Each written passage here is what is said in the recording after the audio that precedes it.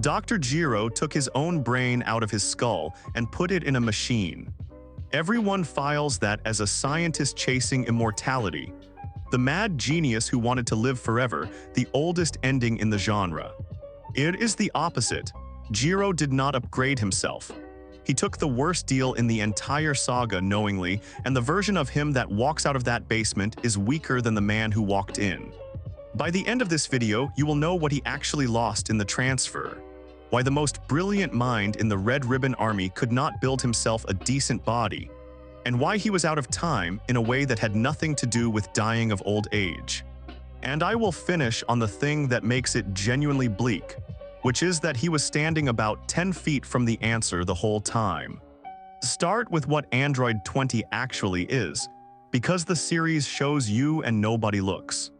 Gero fights Piccolo, he fights Krillin, he fights Vegeta for about 4 seconds. And in every one of those encounters, he is not just losing, he is being handled by people who are not trying very hard. Vegeta in particular treats him as an inconvenience. This is a Saiyan prince who has just achieved Super Saiyan, so the bar is high, but Android 20 does not register as a threat at any point. He runs, repeatedly. The scientist who built the thing that kills Goku spends his entire screen time fleeing from people his own creations would have flattened. Now compare that to what he built. Android 16 is stronger than Cell for most of the arc. Android 17 and 18 are stronger than a Super Saiyan. Android 19 is at least in the conversation. So the man could build, that is not in question.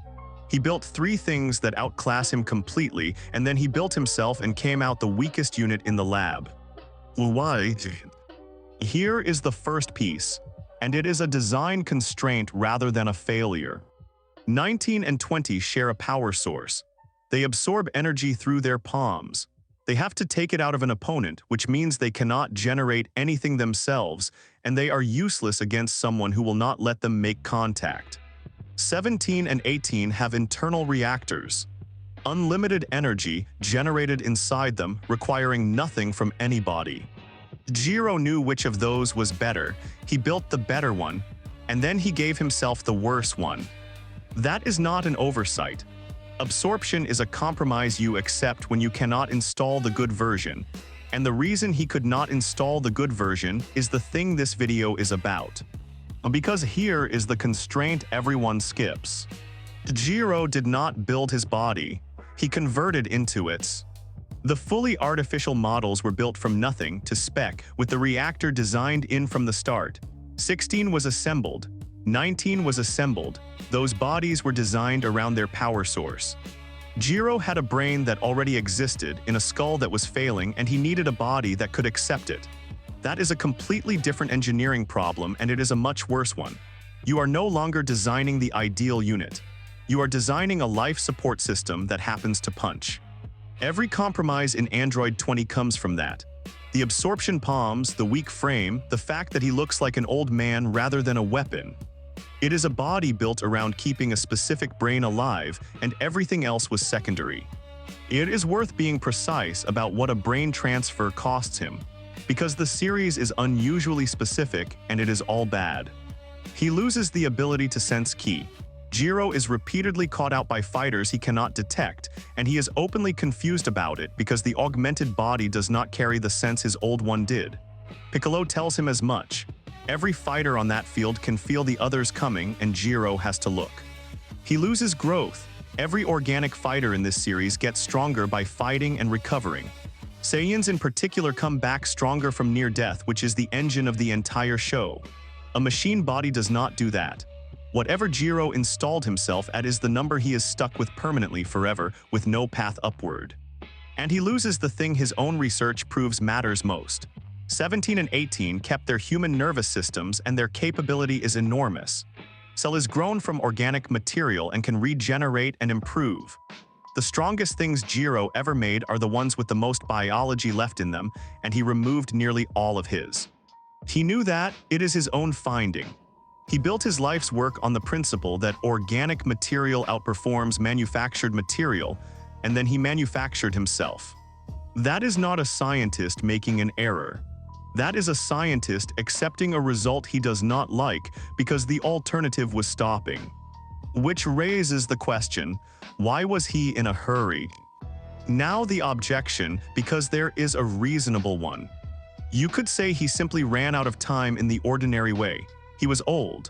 Old men die. He converted before that happened, which is exactly the immortality story I said this was not. Two answers. First, immortality was available and he did not take it. The Dragon Balls existed. Shenron grants wishes. Gero had decades and the resources of a military organization, and there is no evidence he ever tried. A man whose actual goal is not dying goes for the wish-granting dragon before he goes for the brain surgery. Second, and this is the part that reframes him, his research needed him alive far more than he needed himself alive.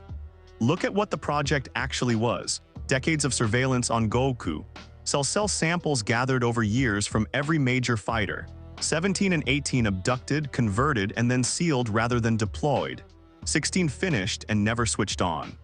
That is not a project that was nearly done. That is a project with an enormous amount of work left in it, being run by one man with no successor. He was not racing death. He was racing the gap between how long the work would take and how long the body would last, and he lost. Let me put an actual clock on this, because the timeline is the whole argument and the series scatters it. Goku destroys the Red Ribbon Army as a child. Gero survives, goes underground, and starts over alone. The androids activate during the Cell Games arc, when Goku is an adult with a son who is nearly 11. That is roughly 2 decades of one man working with no organization behind him. And in those 2 decades, he is not doing one project. He is running a surveillance operation on Goku that captures enough data to model his fighting style. He is collecting cell samples from Goku, Vegeta, Piccolo, Frieza, and King Cold, which means the collection continued through fights that happened on other planets. He is iterating through android designs numbered up to at least 20. And he is growing Cell, which takes years on its own. Now ask how old he was when Goku was a child, because he was not young then.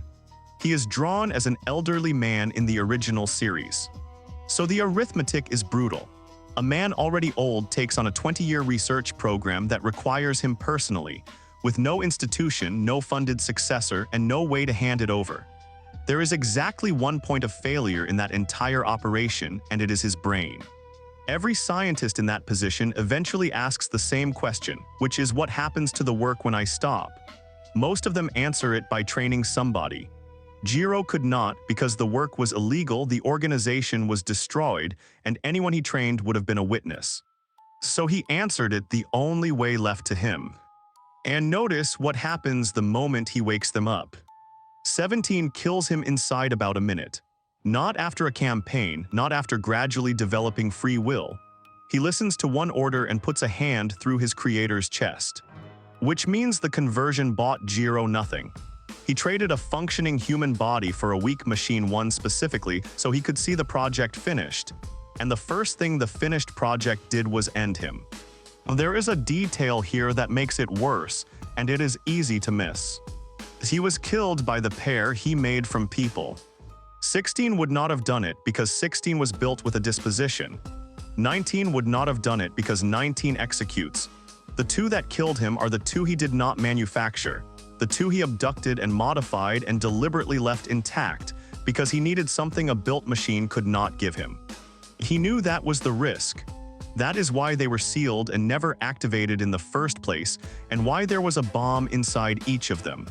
He installed the safeguard, understood the danger perfectly, and then his own creations were switched on by strangers while he stood there with the remote in a lab he no longer controlled. There is one more piece of evidence for the time pressure, and it is the numbering. The androids run in sequence, and the sequence tells you about the process. 16 is fully artificial and enormously strong. 17 and 18 are converted humans and stronger still. 19 is fully artificial again and noticeably weaker than any of them. Then 20 is Gero himself. Read that in order, and it is not a progression. It is a regression at the end. He had already built the best models. 16 was finished. The pair were finished and sealed. And then after all of that, he produced 19, which is worse than everything preceding it, and immediately after that, he converted himself into something worse again. The two weakest units in the entire program are the last two he made. That is what running out of time looks like in an engineering log. The good work is in the middle, and the end of the sequence is rushed, compromised, and built to a deadline rather than to a standard.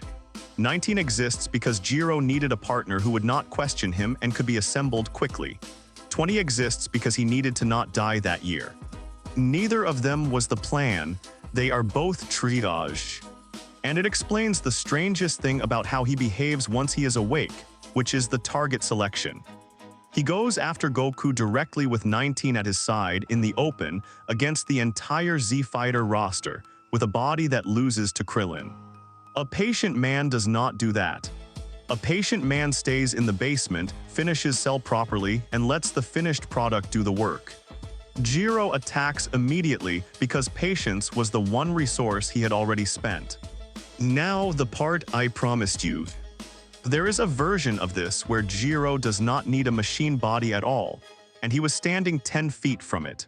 17 and 18 are human bodies augmented with internal reactors and no need to absorb anything. Gero developed that entire process. He knew exactly how to take a living person and make them functionally unkillable while leaving the brain intact. He could have done it to himself. Think about why he did not. The procedure needs a body that can survive the augmentation, and it is performed on healthy teenagers twice by choice. It is not a rescue operation for a failing old man. Whatever the process requires, an aging body was not going to come through it. So he was in the one position his own research could not help with. He had invented the thing that would have saved him, roughly 20 years too late to be eligible for it. That is why the transfer happened. Not ambition, not vanity, not immortality. A man who had built a better answer watched the window to use it close and took the worse one because the worse one was the only one left. And it is worth sitting with what that means about the sequence. He abducted two teenagers because he needed something a machine could not provide. He kept them intact because removing their personalities would have removed the thing he was harvesting.